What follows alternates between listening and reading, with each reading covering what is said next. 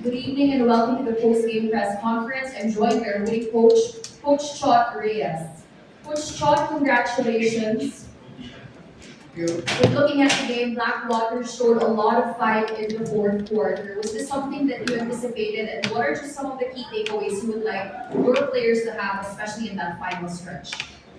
Well, first of all, we had no illusions that this was going to be an easy game. We were prepared for a hard game because I personally know the caliber of Coach Pat Aquino, and the unknown into this game was we had no idea what they were going to play because obviously Coach Pat has his own system, and they came out with a game that really took advantage of their skills. They kept taking the ball to us, and our takeaway for this game is that we just kept fouling. We kept Blackwater in the game because we they just kept shooting free throw after free throw after free throw. We gave up 33 free throws, and that's I think that's more than 10 or 12 free throws. No, that's double what we normally give up.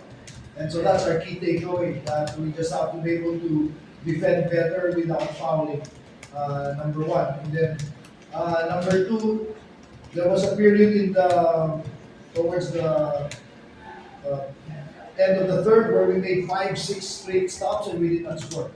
And uh, that has to be addressed as well. Guys were getting looks underneath, missing shots, missing wide open looks, and we were just fortunate that ball bailed us out. But we can't be like this every single week. Thank you, Coach Chot. Now we would like to open the floor for fans from the press. Coach, congratulations. Si Ball, 48 points, obviously big number yon, but he had 7 blocks tonight. Coach, you said the past game na there's plenty to be desired in terms of his defensive effort. Is this a sign na maganda na yung depensa niya, or it's a good start for him to process yung improvement na hinanap niyo? Well, like I said, ball is a work in progress. We keep talking to him and making him uh, understand our defensive schemes, making him realize how important he is to the way that we want to defend. And not only 7 blocks, but I thought he altered a lot of shots. And that last shot of Upshaw, 4 points, he was the one who was there to bother it as well. So yeah, that's one thing that I'm getting a lot of encouragement from. If he continues to be an elite defender, and that's really going to help our team a lot. Coach, how big was the defensive plan kay Robert Upshaw? Obviously, talagang mabigat siyang kalaban. Yeah, we couldn't do anything about his post up moves when he gets the ball inside. It's almost impossible to stop him even with ball because he's just too heavy. Our main objective was to limit his 4 point shots. Obviously, we failed because he got what, three or four. He made three or four 4 point shots in this game. He made three out of 8. So can you imagine if that was not there? It would have been a much more comfortable game for us. But like I said, it's easier said than done. You have to, manilibre talaga siya because we have to also defend Bearfield. Darth Panopio played a hell of a game. I think it was the best game that he's played. And apparently he's a better fit to Coach Pat's system. And he really gave us problems. Even our guards, Jason and Ray, couldn't stay with him. So um, like I said, the style of play of I think the system of Coach Pat is really uh, fit for Blackwater.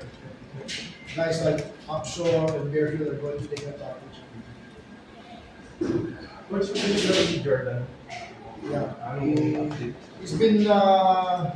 he's been nursing a sprained ankle since actually last 3 games. Finally, the pain was just so unbearable after the last game. Remember, he couldn't make a shot in our previous game, right? And so we just decided to shut him down for now. Hopefully, it's a day-to-day situation. Nothing structurally wrong. It's just the pain that he has to manage. Coach, about local offensive support, ano lang yung thoughts mo dun kasi may mga games kayo na si Bol lang yung heavy scoring, tapos si Calvin. Yeah, this was our most lopsided game in terms of scoring balance. And we talked about it. It's a fine balance between going to your advantage and still spreading the wealth around.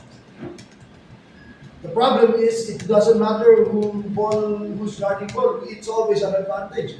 If they put a big guy on him, he can use his quickness to drive. If they put a smaller guy on him, then he can operate inside of the post. So the key is for the locals to just be ready and make shots with fewer touches.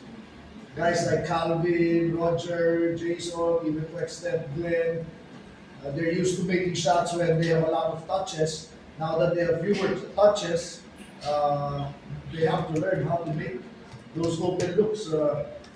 Ray was 248, Roger was 347, Calvin was 347, so Jason was 4 of 9. So 12 out of 30 or 32. So our top 4 shooters were combined 12 out of 32. That's what, 33%.